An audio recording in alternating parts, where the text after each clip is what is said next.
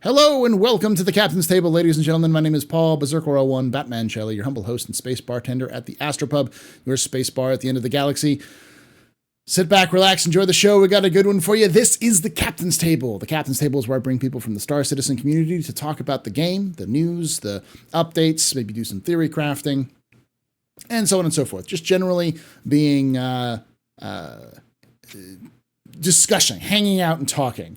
And for those of you watching this after the fact on YouTube, there is a full version of this, which will include the question and answers session, which will be up with the link right above Fastcart's head if you want to watch that. It starts from here and goes all the way forward. So if you want to watch that, you can always do that.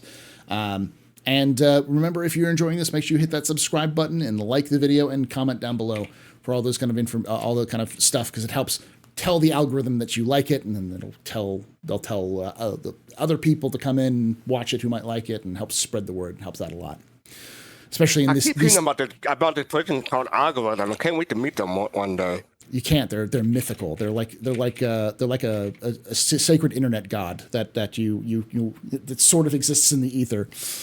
But this is algorithm. Is that you? Exactly. But this is the summer of Star Citizen, or this is Star Citizen summer, which means that it's people are out touching grass and not watching Star Citizen content because there's not much here. So that is mythical. That is mythical. That is the mythical one. But we have two veterans of the Star Citizen community, and of course of the Captain's Table here, both members of the SOLCitizens podcast, and this is going to be a special. This is a two-parter. That's right. This is a two-part video. You're going to have to watch this video, and then you're going to have to watch the other video, which is going to be on the SOLCitizens, about the same topic. So make sure you're subscribing to us here and subscribing to the collab. It is. It's technically a collab. It's our first collab. It is. It's going to be good, too. It's like off the cuff, collab too. So it's just said, hey, let's just do a collab. Spontaneous collab. So make sure I have that link up there above Fastcart's head if you want to go watch the second part of this. But watch this one first, then watch over there, and you'll be good. You don't have to watch them in any order. It'll just be nice to kind of bounce back and forth. All right. With that all being said, let's introduce folks. Let's start with Griffin. Griffin Gaming RPG. Who are you? What do you do in Star Citizen, and where can they find you? I'm Griffin Gaming RPG. I'm the producer with the SOLCitizens. Been around the community since 2013, and been on this show I don't know how many times, but more than I ever would have expected. I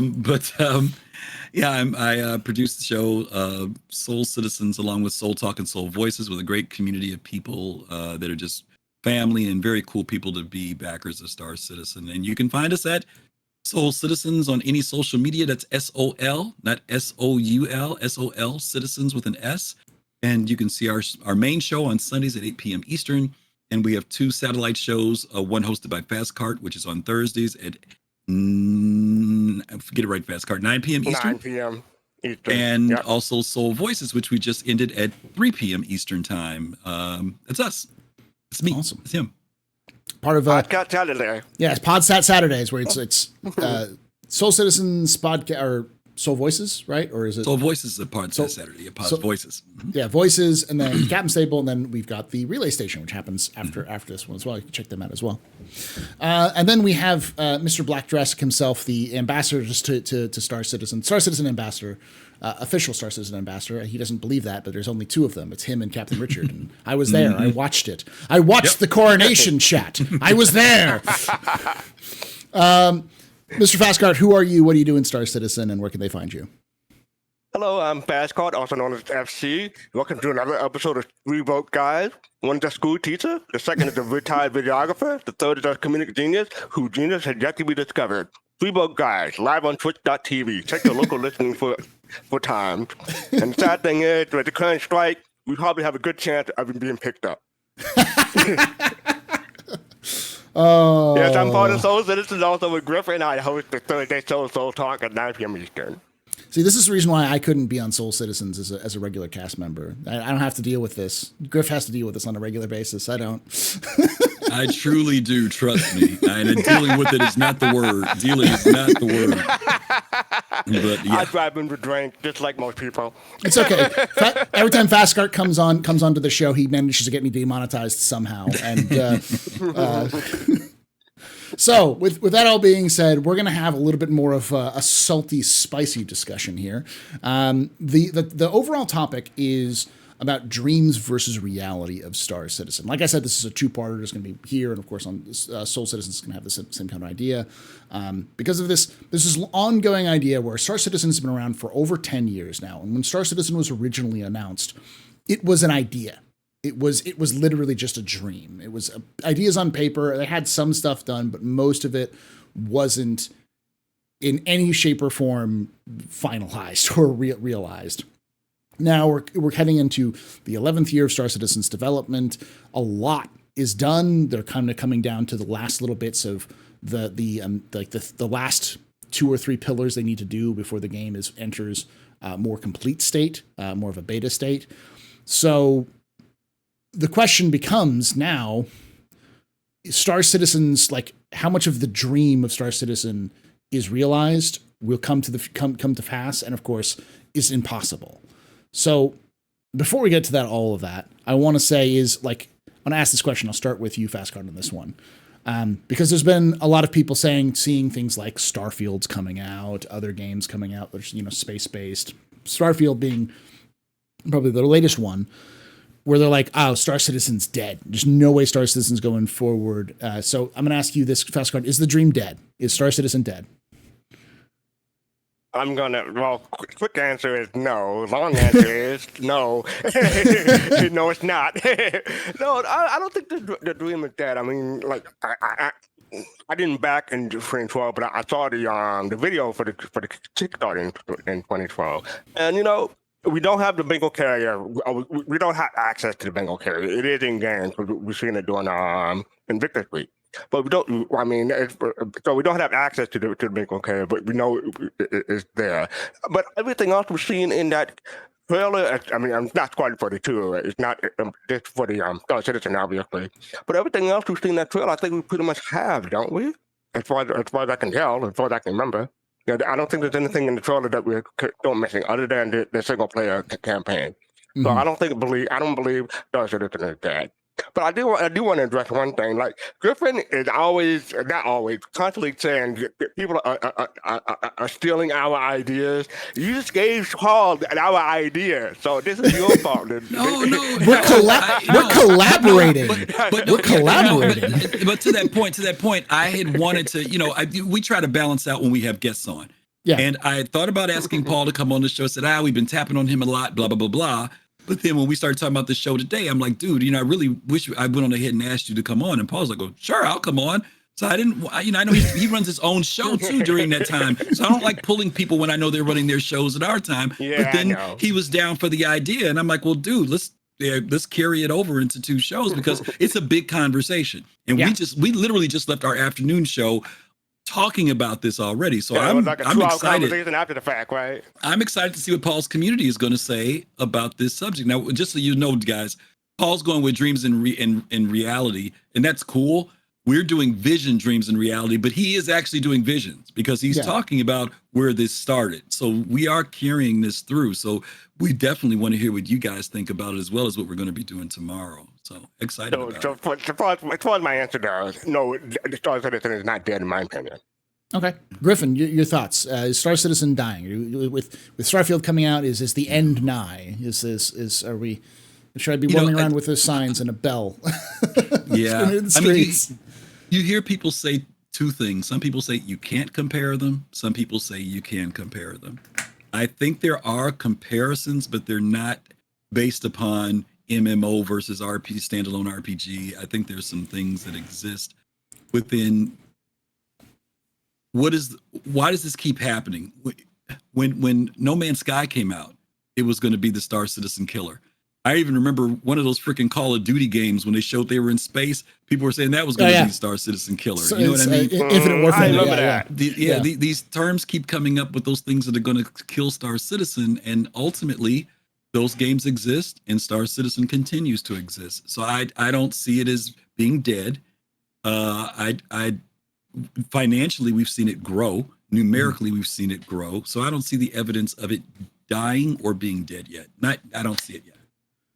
And to expand on that, I just want to say, remember Anthem? That was when the Star Citizen killer. Remember Mass Effect Andromeda? That was when the Star Citizen killer. So every 18 months there's another one, right? Starfield is the latest. Yeah, I mean, I know fastcart has more of that information on hand in terms of funding, but the one thing that I always like to keep people, when I hear people being like, X Star Citizen is dying, or people being like, oh, I'm done with Star Citizen and that kind of thing, is that Star Citizen's had people come on and off all the time. It just happens naturally with video games and with content creators as too, Yeah. But on top of that, this is July. And as just a general content creator, I can tell you July is the worst month for content creation, because there's this thing called the summer and the summer break, and this thing called grass. If you're watching this video right now, you probably have heard of this mythical thing called grass, which you can go out and touch. The vast majority of people actually go out and touch grass during the month of July. What? Unless you live in Australia, in which that is snow. But so as a result, a lot of people take off July for holidays with their kids and so on and so forth. And CIG is no different. That's how people, a lot of people will take those kind of days off as well. And overall, as a result, information dies down. And for Star Citizen specifically, but video games as well. No one releases video games in July for a reason. So just in general, you'll see probably less content creation being made on it. You'll see less people talking about it. You'll see less people playing it, and that's just general with most games. And it's been happening every July for 11 years now, Yeah, I'm currently looking at the dashboard. This is on CCU Game. I put the link in chat. But so we are behind this year at the moment, right now. But I expect we have CitizenCon in October, and I expect we'll surpass. It'll be another surpassing year. But I've been wrong before, so who knows? Yeah, being behind is relative too. Like you said, I wouldn't base it around the calendar. You got to base it by what your end of year numbers are. And I guarantee you that if we're just behind like anywhere from $5 to $10 million, that's nothing in the scheme of things, So I'm not sure how much the behind is, but I wouldn't consider that behind personally. They're currently at 55 million, and it looks like they were at about 65 million. So we're about 10 million less. 10 million behind. Yeah. And not to be funny, but God forbid they release something that we totally, as usual, don't expect at CitizenCon. Yeah. Well, done deal.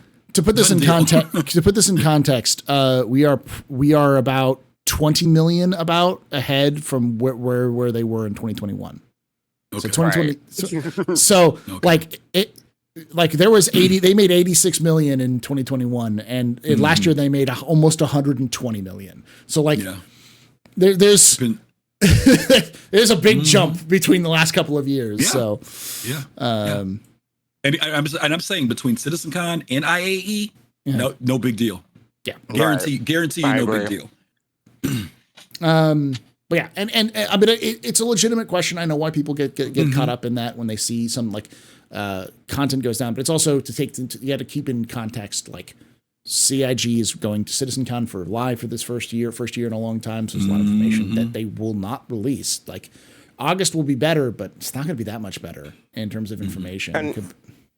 And maybe this is the answer for one of the other questions, but I think Starfield will probably bring more backers into Star Citizen. I mean,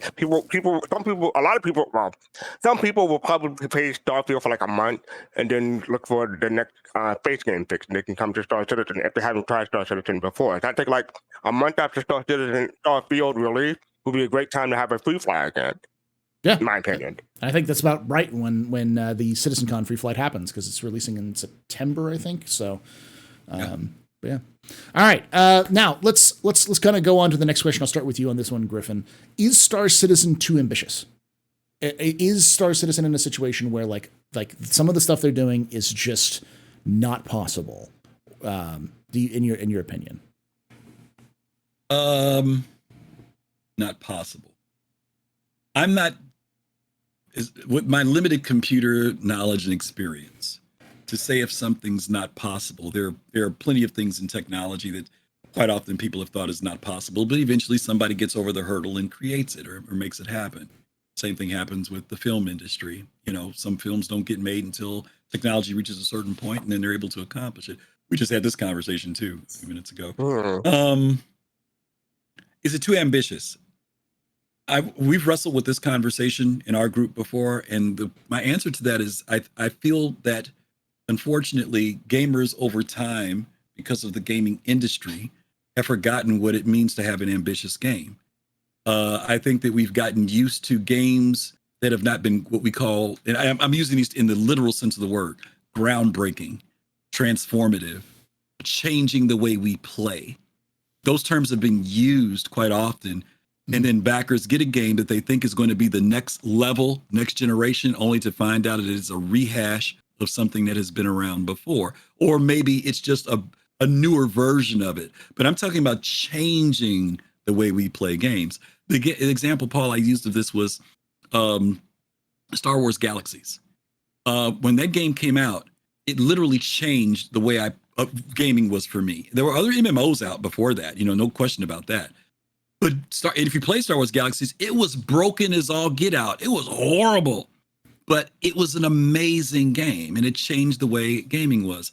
Someone recently brought up Fortnite and saying Fortnite changed the way gaming was. No, it didn't. Fortnite is a variation of something that's been around forever. If you've been around since the days of Unreal Tournament and Quake, you'll know that competitive level gaming has been around for a while. They've just built on what was already there. So to find something to say someone's going to change gaming or be so ambitious that we look at gaming from a different perspective is a rare thing now. And so I want something that's ambitious. I don't want a rehash. I don't want something that I play it now and 3 months later, I'm looking for the next new flavor of the month. I want a game like Eve that I was willing to play for 7 years, or, some other game that that I can go back to and play over and over again. And there are only so many games. WoW is one of those games for some people. I want another game like that. I don't want Star Citizen or Squadron to be something that, especially Star Citizen, the universe. I don't want that to be something that a year from now, I have no interest in or no desire to play anymore. So I want ambition, and it's not too ambitious. I want it to be too ambitious. You want it to be too ambitious. You don't want. You don't think it's. But you don't think it's too ambitious. Like it's impossible. No, not impossible. Fastcart, same question for you. Do you think Star Citizen is too ambitious? Not at the moment. In 2012, it might have been, but as technology improves and developers develop new ideas and new tools, I think one too ambitious has become ambitious. I'll give you a good example. Procedural Planet. In 2015, I believe, they said the Procedural Planet couldn't be done, but it's one, as far as I know, one developer took like three months out of their time, and what, lo and behold, Procedural Planet was introduced later on. There's been other examples too, but I think that's the biggest one that came through. One of the ambitious about 100 systems in Star Citizen. Now, will we ever see that? Possibly down the line at launch, maybe not. But I'm thinking that they'll eventually get there. And by the way, I knew Griffin was going to bring up Star Wars Galaxies, because that's always his go-to favorite. But yes, as far as and like I said, 2012 maybe it was too ambitious, but 2023 I don't think so. It's relative. I was going to say, Griffin isn't the only one who I've heard bring up Star Wars Galaxies when it comes to Star Citizen. Because, like for those of you who maybe aren't as old as us, remember all the gray hair, right? Yeah, I'm probably the youngest. I'm probably the youngest in this crowd. He's still young. Paul's still young, y'all. But I was still around when Galaxies first released. I was still gaming when Galaxies first released, and I remember it. I remember the Jump to Light Speed expansion is when I got into it. Yes, And for those of you who don't know what that is that's it was an open world MMO, and it wasn't the first open world sandbox MMO, but it was probably the most influential, because they eventually would let you there's so many things like building your own towns and like it was so in depth in terms of like a life simulator. It was kind of like a Star Wars version of Second Life almost in some ways because of how detailed you can get into it. And a lot of people are comparing Star Citizen to Second Life in space, basically. Yeah, so there's a lot of similarities between the two in terms of like design aspects. And the thing is that was like 2001, 2005 or something. I thought it was 2003. Something like that. I forget. Yeah. 2003. Let's add it to 2003. Early 2000s. The early 2000s is when that came out. So, it's been 20 years since that came out. Wow, I didn't think about it like that. Thank you. Yeah. now I do feel old. So yeah, it makes sense. All right, the next one that I was going to ask you, and I'll start with you on this one, fastcart, is do you think Star Citizen will actually release? Do you think it'll actually release a 1.0, or will it just constantly be evolving over time? Do you think CIG will ever say we're done and then stop? I just want to put up a GIF that says, "Why not both?" But I think it'll be something that's constantly in development. Yes, I think it will have a launch date. I think it will, not a 1.0 per se, but it'll definitely say just in the end of alpha, the end of beta, we officially live. Instead of having a live test server, we have a live server. I think so. We will reach that state. But in addition to that, I think it will also be constantly developing, constantly adding new shit. Because, like I said, eventually the dream is to have a 100 system. So, yeah, I think it'll be constantly developing, adding new ship, new missions, new stuff to do, and, maybe have more tie-ins with Fighting for the 2, because that's going to be episodic 2. So, I'm guessing when Fighting for the 2 episode comes out, they may have, like, some kind of tie-in with Star Citizen along with that at the same time. So, that's my guess. Griffin, same question. Do you think Star Citizen will actually have a release, or do you think it'll just always be developing over time? Not really have like a full like 1.0 kind of release. Yeah, I think there'll be a release point, and that will be to your point about development. I think that's continuing, and I hope so. I think about games like Eve, that's like that. Eve just they constantly enhance and add new things to it. And I'm actually kind of curious if anybody's been around. I played E for 7 years, but I wasn't there at the beginning. I want to say I came in like around year 3. So I don't know how that launched from a beta into its live mode. Maybe somebody can tell me how they did it. But I think that once there's a point of features and stability, when those two things meet, that's when we'll move into the next level, whatever that is, whether that's a beta or final release. Because beta is usually polish. But obviously, stability is going to be important, and feature content being the bulk of the features being, and they can always add new things, but they've got something on a whiteboard somewhere that says this is what we want to have in the game, where we feel like the game is there. And once we're there, then I think there will be a release, and I think there'll be a continuing of development. I just want to say real quick, Eve is another 20-year-old game, because that one definitely came out in 2003. So happy birthday to Eve. Yeah. All right, so this next question. But wait a minute, you didn't tell us yours. You didn't tell us yours. I was going to say, what about you, Paul? I mean, I can give my interpretation with that one. Just like, will Star Citizen release? Star Citizen is never going. Star Citizen will stop releasing when Chris Roberts can no longer fund it or is dead. So you're that opinion. So you think this is Chris's legacy? Will die if Chris Roberts? No. He's not saying that. He's not saying that. He said it will die. I'm saying like the only way Star Citizen ever is finished is if Chris Roberts is no longer breathing, and that has to be a decision of somebody else. Like I think this is for Chris. This is his legacy game. This is the last thing he wants to make before in video gaming before he's done. So that's and that's been the case. It's been obvious if you look at how Chris talks about the game and everything else like that. You don't build a studio of over 1,000 people unless you really want to get something done. No, You don't think there'll be running one hell of a scam that no one can tell it's a scam. You don't think there'll be Star Citizen the movie? Is that what you're saying there, Paul? You don't think Oh my they'll? God. Chris will turn this IP into the last IP he will ever build if it's the last thing he does. Okay. If he manages to do what he wants to do, there will be a movie, there'll be TV shows, there'll be a cartoon show, there'll be merchandise. Yeah. Well, I mean, and the reality is that like this, we always think about this Star Citizen as the Chris Roberts project. But we never realized, a lot of people don't realize that he didn't start Star Citizen and CIG on his own. He started it with Ortwin. Ortwin. Yep. Yeah, and for those who don't know who Ortwin is, he's like one of the top Hollywood lawyers. Mm-hmm. Like he's one of the, I think it's like IP law. Like he's like one of the best IP law professionals in the business. Like there's nobody who's better than him in entertainment law. And the fact that he's working with Chris to do this is like that's kind of nuts. Like that's a lot of money and a lot of backing, as well as a lot of like there's something there beyond this. So, did you see the news about Ortwin? No. Okay, we'll talk about it later. Okay, is it good news or bad news? There. He's still there. No, he's still there. He's changed the position though, but he's still there. Okay, yeah. So like I think when it comes down to Star Citizen releasing, like I'm sure there'll be a time when the final thing is what Chris wanted to do at the very beginning. The 100 systems is going to be a thing. I don't know when that's going to be, but that'll happen come hell or high water when it comes to this. Yeah. So, all right. Let me ask you a question. Yes. Since you're on that question about release. Yes.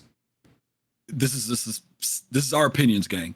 Okay. What's sufficient for you to feel that the verse has enough systems in it? Personally, it's the 100's down the road. If there was a number that you said, if we had this many systems, I'd be pretty content with this being release point. One. I mean, the issue with me isn't necessarily the systems. It's the features. It's the gameplay. It's the bounty hunting. It's the economy. And obviously, if you need an economy, you need multiple systems. Right. But, so give me a system number. What 5, 10, 5 would be a good one. Yeah. But okay. I also don't think CIG will ever release Star Citizen like that. I think what they'll probably do is just they'll call it beta and then they'll stop wiping. And because there's also another thing to keep in mind, and I'm not a legal expert, so I don't know this, but just my brain immediately goes into, if CIG goes, this is released and it has 5 systems, they open themselves up to possible litigation, because if they said it was released and originally they promised 100 systems and now there's only 5 systems, and they're like, well, I need a refund because you're not giving me what you promised me. So you got a raid. You got a raid here. Avenger 1. 155 folks. Avenger 1, what's up? What's up? Thank you for the raid. Thank you for the raiders. Hey, guys. Hey, thanks for the raid. And my answer real quick. Go ahead. No, I was going to say, I agree with Paul. I'd be happy with 5. I'm not saying this is a release point. I'm saying 5 systems to me, as big as freaking Stanton is, and I know how big Pyro's going to be in Nyx, 5 systems is huge as far as I'm concerned. But go ahead, fastcart. Yeah, I'm going to say 3 to 5. So we're all consistent there. Okay. All right. So, Griffin, I'll ask you this question, this next one then. Because this is a big one it's something that's constantly on my brain, and I know it's in a lot of people's brains. Is the development speed that CIG has, especially, the last 2 years, we've seen kind of a little bit of slower release, some like things don't seem to be coming out quite as fast, or like you maybe get one major thing per year. What is this sustainable, and is this reasonable? At this state, do you think we'll get take 3-4 years to get server meshing fully out beyond the static server meshing and stuff like that? Or do you think that they'll actually speed up as they go through? Yeah. If you look at the timetable that you're talking about, you're also talking about the same window roughly where Chris said that they were going to have to start putting greater emphasis and work into Squadron 42 to get that out. So to me, those are parallel. One of the reasons why we've seen a little bit of slowdown is because I do believe that the company is really trying to meet that goal. We've talked about this too, that, the release of Star Citizen, even though we do have the persistent universe to a degree that's out there, as unstable as it may be at times. But the other half that they haven't delivered on is Squadron 42, and that's important to do because we bought two parts of the deal, right? We do have the persistent universe, but we don't have Squadron 42. When that happens, to me, that's a milestone. That's part of a big portion of the promise and delivery when both of those are in the hands of the consumer. So therefore, to me, once that hurdle happens, then I think that we'll start to see more happening in the persistent universe because that standalone game is out there. And now they know that they have to continue to have that verse match up with that standalone game, as well as even though there's supposed to be a chapter 2, the next chapter of Squadron 42, of course, they're going to have to work on that. But the tech hurdles, hopefully, of server meshing, the tech hurdle of, from static to dynamic to the full blown thing, the network aspects, there's a lot of technological things that if those hurdles are done, then I think that frees up things. In other words, being able to put out systems more frequently. We already know that they have the tech to move. What they used to take them something like 2 years to make some planets in the system. They do now within 2 to 3 months. So, but those things, we can't see the fruit of that because those other tech hurdles aren't there. So if they can get past those tech hurdles, then systems will start coming faster. Concept ships will come faster. Bigger ships will come faster. And as the company grows, as you mentioned earlier, we're moving from what has been around 800 and something employees for the last few years to now 1,000. I think CIG's ultimate goal is somewhere between 12 to 1,500 employees. 1,500. So once those things are in place, I think everything speeds up a little bit more, but it takes time. It's a growing company. It's still growing even 10 years later. Okay. Fastcart, same question about development speed. Do you think this is reasonable, sustainable? I'm going to come at it just from a different angle than Griffin. I mean, I believe it's relative. Like, I can understand it. I can understand the development, but I've been following since I've been a backer since 2014. So I find it reasonable. But for a new backer, people are used to early access being a live release now because of Steam and everything like that. So I think newer backers may not find it reasonable because they want the game now and they expect it because they're able to play it. It should be released soon, TM. But I find it reasonable. But I can understand how people may not find it reasonable. Okay. I'm going to say my own kind of thing because I'm going to disagree with Griffin. I don't think that Star Citizen's development is slow because of Squadron 42. I think it's just because they're tackling stuff that's so hard to do for them and so like fundamental to the game that it just takes them a time. Because like the big thing that's stopping Star Citizen right now is server meshing. Maybe dynamic, not even dynamic meshing, maybe dynamic economy stuff and the quantum stuff is important as well. That's probably the next stage after server meshing. But I don't think that server meshing is going to be a big thing in Squadron. At least I don't think it is. It might. We know that we know as last we heard that it won't require an online connection for you to play the game. You just need to have that to download, and maybe to like authenticate that you own the game. But so it's hard to tell. But in terms of is it reasonable, it's hard for me to make that judgment until we get to the point where CIG has some of those fundamental core stuff in there, and it might take a while. You know, we may see dynamic meshing happening like not next year or like the year after that or 2 years from now, and dynamic economy taking 3-4 years. So it could be a bit before we see all of those pieces fall into place. But the hope is, of course, that once they get dynamic meshing in or static meshing in, there isn't really that much difference between the static meshing and dynamic meshing. So all of the gameplay that's been held back, like add additional NPCs, you know, how NPCs will be handled from meshing and stuff like that, that sort of thing. Ooh, looks good. That stuff. I was eating Portillo. Sorry. Yeah. Okay. So yeah, I think part of the reason why I find it reasonable because I follow ISC and I follow all the content that CID or news information they put out every week, every month. The monthly report for Squadron 42 and Star Citizen. So if people don't follow those, they may not find it reasonable. But Yeah. you know, at this stage, I'm just going to come out and say it might be faster to just switch to Unreal 5 at this point. Oh God, you're gonna troll people like that. Yeah, really. By the way, since Paul disagrees with me, this is the first time we've ever disagreed on something. He's not going to be on my show tomorrow. Wait, collaboration is canceled. Your show. Our show. I understand the concept, and I get why people think that. I think to a degree it's true that. Like, no, I think you're right. I agree with you. In retrospect, I agree because I think that we know that there's all hands on deck attitude about what's going on with the game. No question about that. And I try to avoid the idea of is it the tech, because, you know, we remember back when SOX was out, we thought SOX was going to be it. You know, every time there's some technological hurdle, once they get past that hurdle, everything's going to unleash. Oh, yeah. But I do know that, to your point, these hurdles that you named are really the ones, because we realize it's like the gate opens up for other things to happen when those things are in place. Yeah. So I agree with you 100%. It's not like it's going to be suddenly a better game. It's just like you can put more NPCs in there and you can use the new NPC technology that they're developing for Squadron. It's just a lot of the stuff. So like, yes, the gameplay that we were expecting from Star Citizen is being sent towards Squadron first and then Star Citizen. That's 100% true. But like, you couldn't do it in Star Citizen right now because Star Citizen is poopy. Background tech is not good. It is not a good situation right now.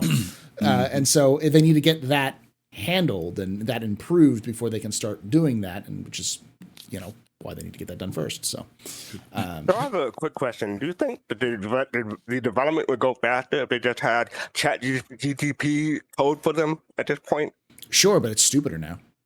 This is actually there's actually an article out there that it's gotten dumber since over the last couple of months. So it's been making mistakes. Yeah. It's interesting article. So yeah. All right, let's go into the next question. I'll start with you on fastcart. This one. This is the big one: dreams versus reality. We've all been around for a long time. So we've been around since the dreams days, since the days of this is a, you know, ideas and people arguing on the forums and the chat log and then eventually Spectrum about what X feature is going to look like or what it should look like and how this is supposed to work. And now a lot of those features are now in place. So I'm going to ask you this question, Fastcart. How much of Star Citizen is still a dream to be achieved versus a reality that we can play? And also, do you think that there are going to be a number of people who are caught up in the dream that when the reality starts to hit, they're just going to leave? They're just going to realize, this isn't the game I want. Ooh, that last one. That last one may be tricky. But the first part. Say the first part again, please. How much of Star Citizen is still a dream? It's still okay. So an idea. I just want to say, in relation to that, I'm still waiting on my BMM. I'm still waiting on my Endeavor. They say the Endeavor is going to be the last thing that comes out. So yeah, that's my dream. That those are the concept art is my vision. I should have saved this for a show talk. I'm Soul Citizen tomorrow. Sorry about that, Griff. But yeah, like those parts for me are still dreams and visions. Because I like I said, people know this about me. I want to be a marketeer and Star Citizen. I want to be able to maybe overclock or mod stuff on my Endeavor and then sell them on my BMM. That is the dream or vision that I have for Star Citizen when I'm able to. But until those come out, we just don't know how close those dreams are or that dream is to reality. I expect it to be somewhat different than because like. When it first had the Endeavor concept in 2014, 2015, they had this article detailing what they expect the gameplay would be like. I'm imagining now they had to rewrite that because it's going to be completely different. So it'll probably be different than what I'm expecting. But hopefully it won't be too different that I'm gonna have fun. But as far as what was the second part again? The second part is how many people are going to are just stuck in the dream of Star Citizen rather than the reality of what it's going to be. And like I've always been the opinion. I've always been of the opinion that people will play Star Citizen for maybe like a week or maybe a month, and then find it's not for them because it is a niche game. Mm-hmm. But but I think people who stick with it or really this is their jam, they're gonna keep it for years. I think quite a few people are like not burnt out, but just say this isn't for me after a week or 30 days. But that's the point in time when I'm gonna keep my BMM and Endeavor in the hangar until after those 30 days. I don't want to get blown up by someone who's gonna leave soon.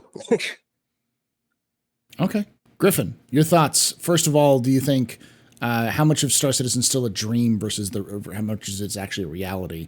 And are there people out there who are still waiting on the dream who might find out that it's not what they want? Yeah. This kind of leads into what I was mentioning earlier about our title and what you mentioned when you opened the show. Vision, dream, reality for me. Okay. Vision is what Chris said. Dream is what the players have come up with in their own heads based on what Chris said. Some of it matches Chris's vision, which we don't know completely. We know what he has shared, but we don't have the real details of it, But then we've kind of also run away with our own dreams. And I'm not saying that's a bad thing. I'm saying that we all dream of what we want to be able to do in this type of game.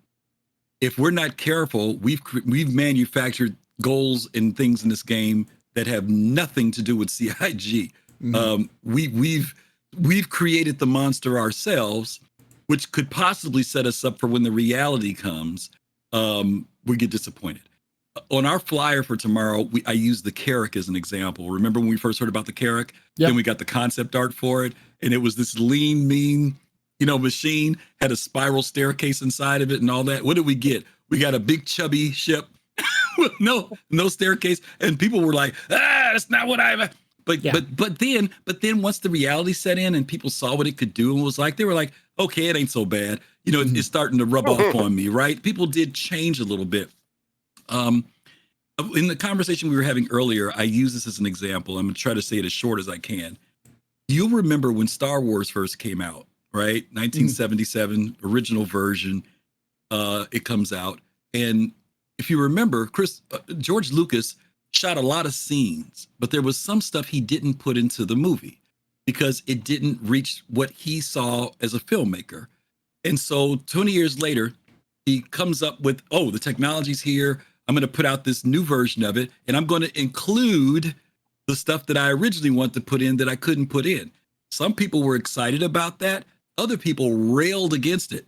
I'll never watch the new editions, the special edition. I'm the original thing. In fact, George Lucas, I hate you because you've changed the thing that I grew up on, that I stood in line for, that I bought T-shirts for, because and guess what, George Lucas?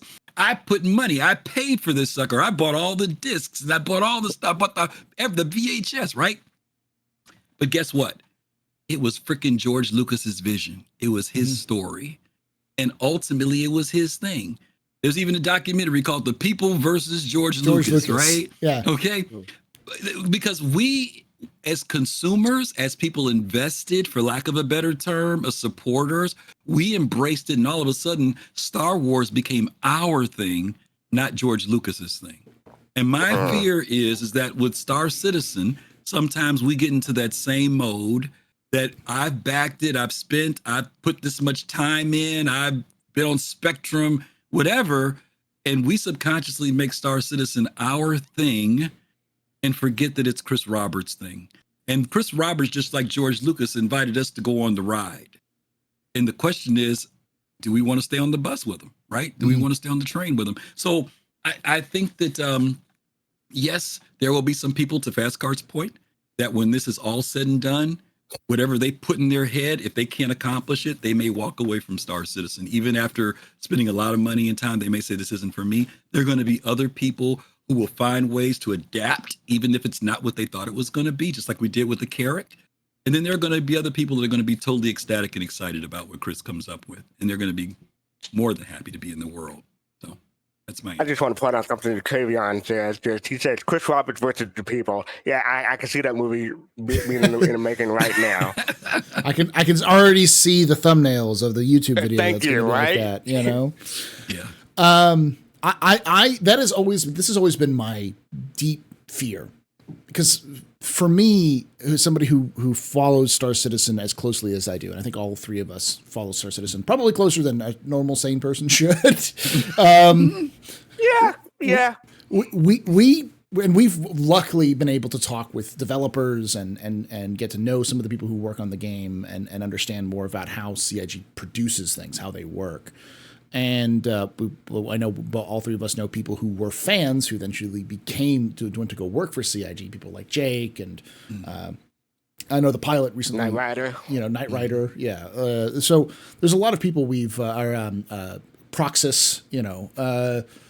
And so we've kind of been able to get information and kind of get to know what's going on. So for us, we can always ground ourselves in what CIG wants to do. And me personally, it's like CIG is insane. like the people who work at CIG are nuts, because they want to do things that I've talked with developers and other people like that, kind of walk through what they did. And you, almost all of them are like, this is nuts. This is not how we would have developed it. It's not this is insane. There's so much more. You're going to have to develop brand new tech for this, which is going to take years to develop. And yeah, it takes years to develop.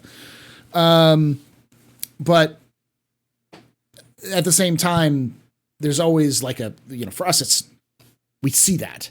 But the average person who's backing the game may not know that, may not even, or even people who've invested a lot of money may not actually do that because they're so excited with what's going on.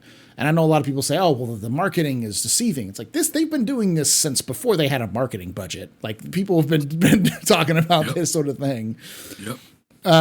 So I'm afraid that a lot of people will look at the realities. But as we go forward, as Star Citizen's becoming more of a thing, and as much as you'll hear people holler about Star Citizen not being done, or it's just, it's broken, it's like the Star Citizen's in a much better position, even now, than it was 6 months ago, let alone 10 years ago, let alone 2.0. Yeah. 2.0 versus 319.1 is night and day. Those are completely different games. From every aspect. And as we're getting there, the more people who are finding Star Citizen and joining are more of the people who know what Star Citizen's going to be. They can see what CIG is going to do and are less about, what if kind of ideas. So I do think, though, that CIG will get, if they have to, they will invent ways to make what they want to happen. I don't think CIG is going to take no for an answer. I think they'd rather just find another way to do the same thing if it has a problem. I see iCache versus PES. iCache crashed and burned, exploded, and ruined everyone's dinner. So they just threw it out and restarted over from the beginning. So I think that's the same thing CIG will do whenever they see a problem. They'll just try to build their way around it as long as they have the money to do it. So, which kind of makes Can I just mention, you mentioned the CIG developer being insane. When you go back and watch the Kickstarter video that Chris Roberts put out, or Chris Roberts would, he basically put out, it reminded me of another project. Griffin brought up George Lucas when he talked about the first one, Phantom Menace. Remember how George Lucas was trying to explain his dream and everything like that, and people all around him had their faces looking at like, how in the hell are we going to do all of that? I just imagine the CID developers doing something similar, doing that pitch for Star Citizen Quarter for the two. So yes, they're insane, but they're our type of insane. Oh no, they're insane in the sense that they really want to do it, and I know people who who want to work for CIG because they're doing stuff that's just like, hey, I just want to try this. I want to tackle this. I want to see how I can fix this problem.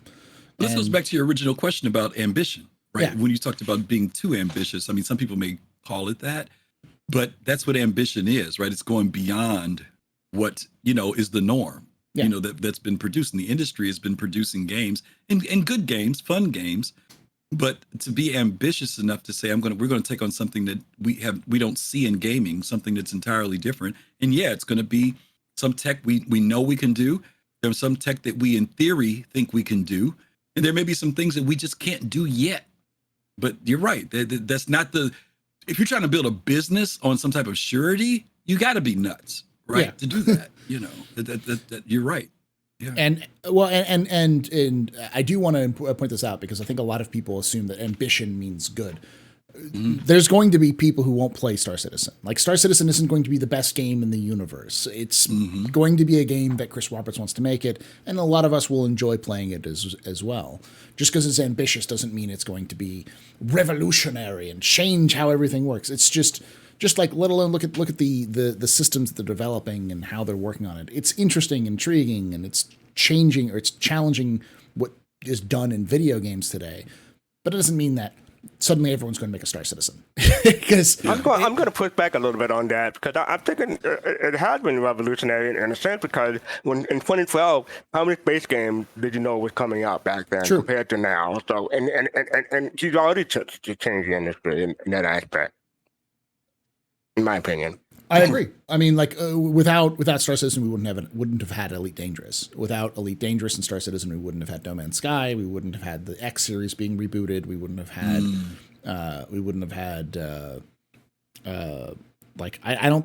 We have Homeworld coming out, like a new Homeworld coming out, and that wouldn't have happened. 3, yeah. I don't think Mass Effect Andromeda. I think they wanted to stop at Mass Effect 3, right? So, yeah. Almost certainly, because the amount of times I've seen interviews for Call of Duty Infinite Warfare, the amount of time I've seen in interviews where they reference Wing Commander directly. It's like those were Star Citizen backers who were working at, I think, was it, I can't remember which one of the COD studios it was, who were fans of Chris Roberts and were like, let's do it. Like, let's. Star Wars Squadrons came out, and that wouldn't have happened without Star Citizen. And it's not necessarily that Star Citizen is, pushing these people. It's just proving that there's a market that people want to play those games, and as a result, we see those games. Like, I don't think we would have seen Starfield without Star Citizen. Starfield wouldn't have probably gotten. I don't know about that, but yeah. No. I want to go to something that Paul said here, because I don't know if you saw. Did you see the follow-up interview that Todd Howard did after the 45-minute one that they did, the direct? No. He did an interview for X State or something. I forget his channel. I can send you the link for it. But there was something he said where he talked about the development of Starfield. He said that, obviously it was something that they've been wanting to do for a while. They had finally got off the ground. If I'm remembering correctly, they really started working on it in 2016, even though it was in their minds before then, right? So we're talking 8 years, right, for a standalone game. But he said something. He said halfway through it, you realize why people don't make games like this. Yeah. He said, because the amount of work and effort it takes. But he said, he was speaking in retrospect, but he says, there's a point where you realize this is not an easy thing to do. And I'm saying, this is Todd Howard saying this about Starfield. And he's saying, after 8 years, how I got halfway through that sucker and said, I see why people, you don't see this being produced all the time. It takes a lot of work. And so I think with Star Citizen, if he's producing what some people call, it may not be, some people say it's Fallout in space, right? And let's say that we know that they've enhanced the Creation 2 engine. They are going to do some things that are new, but still, after 8 years, it took him to take what they already had in place and produce something else. Here we are talking about a game company that didn't exist, that's trying to produce 2 games, that's trying to also break some ground at the same time. We're 10 years plus in. Some people would say less. I'd say less. The company's been around 10 years, but I'd say real hard development's been 7 to 8 years of where we are right now. The math to me is equal. I don't feel like we're way behind, It's just, I think the anticipation of having those doors opened up so much earlier. No Man's Sky was the same way. They started in 2011. We heard about it in 2013 at E3. So, 3 years later, we're waiting, but they have been working on it. They're just now getting No Man's Sky to the place that they wanted it to. And that's still with only 4 people playing. And that's been freaking 12 years later. So the comparison sometimes to saying the Star Citizen's way behind or anything else, that's only because we got a peek in at the very beginning, unlike these other games where we didn't have that as an advantage to ourselves. I'll also say that the way that CIG is releasing Star Citizen is also slowing it down, because normally you don't have to polish a game for dealing release. with the public. Oh yeah, exactly, absolutely, They got to still keep a live game going while they're developing, which is a hurdle, and they got to put resources just to do that, where they wouldn't have to do that. You're right. You're absolutely right. Yeah, the reason why I wanted to bring up the revolutionary thing is because I know in the YouTube comments later on, probably please people calling comment it down below. Knight. Tell us we're in the White Knights. Please, the algorithm would love it. Well, I just want you guys to know there's only one white knight on the other side of the screen. Okay, the black knights are on this side, just so you know. All right. Griffin is the one who did it this time, Paul. You saw that, right? It wasn't me this time. No, but my point was, we're calling the Star Citizen revolutionary and stuff like that. It's not even out yet. But I mean, we're comparing Chris Roberts to George Lucas, and again, the game isn't out yet. But I just want to say, we do have evidence. We do follow the development, so we do have reasons, valid reasons, in our opinion, for making those comparisons. That's what I wanted to say. Yeah. Chris Roberts. I mean, this is for you youngins out there, which probably aren't many, because I know my demographics. Though recently my demographic has shifted to 18 to 25. 50% of you are watching this are 18 to 25. So nice. Welcome, young folks. Cool. You millennial toddler. Not even millennials. These are younger. Gen Right. You're right. You're Gen post. Zs. Gen Zs. Yeah, you're Gen Z. That's right. So who were not even alive, but Chris Roberts was the man that everyone hated in the 90s, because he created blockbuster games.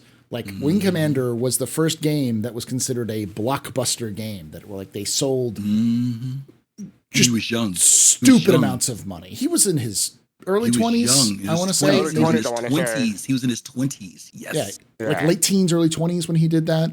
To the point where like they didn't know how to produce as much as they could for the demand. Like the technology literally didn't exist when they were making these games, so they had to like often sell them with like graphics cards and soundboards and stuff like that to get everything going. This was back in the day when you had like floppy disk, you had like 10 to 20 floppy disks for a game. That was unheard of back then. So like he has always been that kind of George Lucas, Todd Howard. He was a Todd Howard before Todd Howard was around, in terms of like this guy who's just going to say crazy things and make crazy promises. He fell off the face of the earth after Freelancer, because he was trying to turn Freelancer into what Star Citizen is, and Microsoft said no. You are over scheduled and behind, and way over budget. Yep. You're behind schedule and way over budget. You're gone, and that won't have to do movies for a while, but.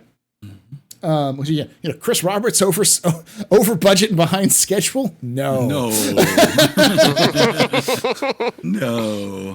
But that never happened. But the point being is like when we make these references, it's because Chris Roberts has already been in that field. He's already been in the wunderkind of gaming technology and stuff like that. So, all right. The last question I'm going to ask, and then we're going to wrap this up and move on to the question and answers. I'll start with you on this one, Fastcart. Now that we've talked about all of this, once Star Citizen is its feature complete, or what do we say? Yeah, feature complete. When it's not content complete, but it's feature complete. Alpha's finished, roll into beta. Do you think they can survive as a game once they start getting into beta? When it's no longer that's a tough, like hyping up the next release, hoping the next Star Systems. And when Star Systems being added is commonplace, when all of the gameplay is in somewhat of a final form. Do you think the Star Citizen could still survive? That's a tough one, because I mean, we have ideas about how the funding model will change between now and then. Because I mean, they said that they're not going to do concept ships at a certain point, but they just want to survive on package, the starter package, and stuff like that. So I'm hoping they will survive. Will they survive? I think they will because they have cosmetic sales and stuff like that for skins, and people always buy those in droves. So I think that they have a potential to survive. Whether or not they'll probably have to adjust the prices on those cosmetics and stuff like that. But yes, also like right now you could buy Squadron 42 before for like $45, just like a Star Citizen. But eventually the price will change. This is I'm going to say this is what the rumor is. The price for both games will eventually be $60. So $60 for Squadron 42, $60 for Star Citizen. So I think they will survive. And the other thing is they're trying to reach 1,500 developers now, but I think they will reach a point where they start dropping developers, not because they're in financial trouble, because they won't need as many developers as they do now because the game is out or will be out. So yes, I think they will survive. Just a question of what they will have to do in order to survive. In my opinion. Mm-hmm. And for chat's wondering, saying, "Wait, 1,500? Yeah, that's what they said. That the Manchester studio can hold up to 1,500 people. So minimum CIG will be is 1,500. Of course, they have now 5 studios on 2 continents because they've got Montreal now. So officially, so and I mean when the turbulent letter came out, they announced they're at 1,100 now. So they only need another 400. And we'll probably see more because like they'll probably still see even more people because they want to fill up the Manchester studio. So you're probably still looking at more like close to like 2,000 people when that around that time, if they can still afford it to hire people. Yeah, that's the problem. Question. People require salaries, and salaries it takes money. So. Wait! You mean no one's a volunteer? They're doing it to get paid? Only the CitizenCon. Say. Only CitizenCon volunteers are volunteers, and they're being paid in I don't know, free tickets. I think I don't know. Free tickets, yeah, yeah, free ticket, yeah. One free ticket. I thought that now. Not even VIP, just the normal one. Normal ticket. Griffin, same question with you. Do you think Star Citizen can survive as a game once there's no longer any kind of dreams or hopes kind of going through it? When it's an actual game, the content is in. Do you think it can survive? Yeah, I think that we kind of have a model already, which I would say is Eve. Eve has its own audience that continues to sustain it. You don't see a lot of you see advertisements. You go on YouTube for Eve, but they've got a group of people that are keeping that game going, and it's been around, like fastcart said, for 21 years now. I think their anniversary is 2022. Are you sure? I thought their anniversary was 2002. I thought they opened up 2002. Okay, but 2021, whatever the amount of years are.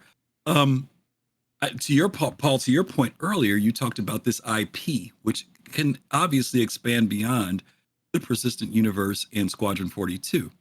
There's been a lot of conjecture about whether things like Theaters of War could become a console game, right? Maybe Star Citizen won't, but maybe there'll be that. Or maybe there'll be some other aspects that they could use from the IP to expand further that will fund the model.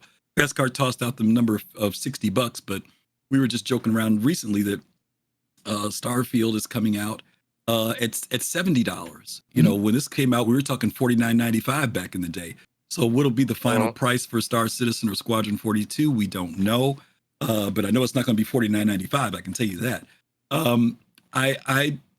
There are the things that we've talked about, like cosmetics, things of that nature. Fastcart mentioned the starter packages for people who are coming into the game. Yes, absolutely. I just kind of feel like there's probably going to be something else that will help supplement Star Citizen on a financial end, whether it's the release of the continuing episodes of Squadron 42 or some other aspects of the IP that they expand into other areas. That's fine. But I do think the game will sustain.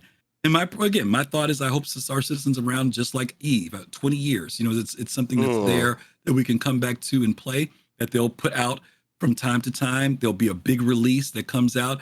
The growth that we were talking about, Paul, about maybe when we were at 10 systems, each system introduces something. Maybe systems come out every 6 months, every 3 months, that slowly build up to the point of 100 systems, so that we do keep coming back, right? As the universe expands, we continue to go further out. We've got 5 races now. Chris Roberts might have 10 races on his whiteboard right now we don't know about. Maybe somebody who's scarier than the Van Duel. There's a whole lot of possibility. We see the same thing with Starfield, right? Starfield says only 10% of their map, but we know that they're doing that because they want to be able to expand into those other worlds and keep the Starfield franchise going. So yeah, it's going to be around. It's not going anywhere. I don't think that, not anytime soon. There's a lot invested here. And I think that they've got a lot of smart people, which we know is much smarter than me, that work for them, who are not looking at Star Citizen based upon this year, next year, 3 years from now, but 5 years, 7 years, and 10 years from now, maybe even 20 years from now. You're saying that when I was going to say where we've got DJ and Kwaku, DJ's from the Arena Commander team, and Kwaku's the mission lead. One of the mission designers are in chat right now. Oh, okay. You said Theaters of War, and I think I think DJ his head exploded. He's just like, what are you talking about? What? No one told me I had to release the consoles. What? Yeah, Panic call to Chris at 2:00 in the morning. What did you say? And just to fact check, I did look it up on Wikipedia. Oh my goodness! Just to fact check, I did look it up on Wikipedia. EVE Online released in May 6th in North America and UK. So yeah, 2003, May 6th. Okay. Nice. Okay. To answer the question, can Star Citizen survive after beta? I think it will, but I also think that a lot of people will have to adapt. Because I don't even think CIG fully knows how Star Citizen is going to play by the time beta rolls around. They have an idea, but I don't think they know. And that's what beta's for, because once you get all the features in, then you sit there and go, where are these things that are bumping heads against one another? Does this level make sense? Does this character make sense? Does the lighting bad in this situation? It's really designed to kind of carve out the feel of the game to make it better. For instance, if you're a hardcore PvP meta chaser, you know that this changes every patch. And when beta comes along, it might be changing every couple weeks because they're trying to get that sort of thing down. So, yeah. Good point.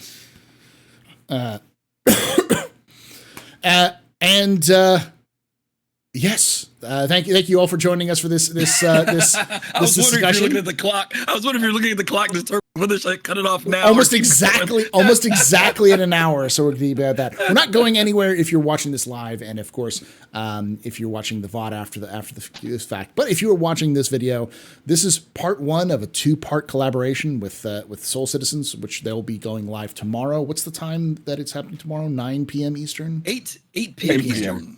8 p.m. Eastern. Yeah, midnight UTC. So that'll be at twitch.tv/SOLCitizens, all one word, I believe. Right? Or is it Sol underscores? Yep. It's all Yep.